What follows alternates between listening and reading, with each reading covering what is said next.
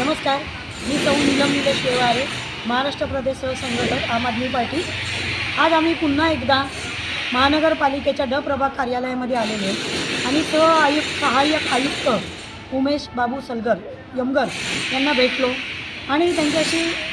वार्तालाप करून आम्हाला कळलं आहे की आम्ही दिलेले जी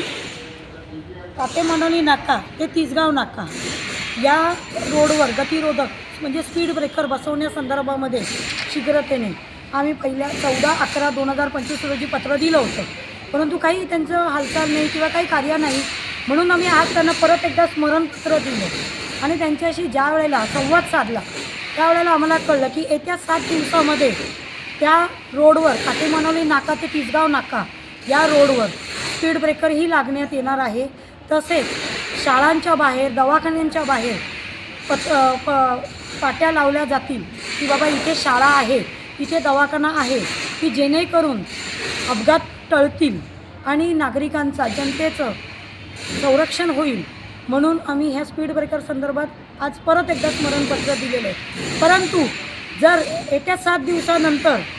जर त्यांनी स्पीड ब्रेकर लावले नाही तर आम आदमी पार्टीतर्फे मी महाराष्ट्र प्रदेश सहसंघटक सौ नीलम निलेश व्यवहारे असं सर्व जनतेला जाहीर आवाहन करते की आम्ही ड प्रभागच्या बाहेरच आंदोलनाला बसू 7 दिवसानंतर। तर प्रत्येक जनतेने याची नोंद घ्यावी आणि बघावं, जागरूक नागरिक म्हणून पाहणी करावी की येत्या 7 दिवसात आपल्याला सहाय्यक आयुक्त यमगर सरांनी सांगितल्याप्रमाणे स्पीड ब्रेकर लागतात की नाही लागतात। जय हिंद, जय महाराष्ट्र, जय भीम, धन्यवाद।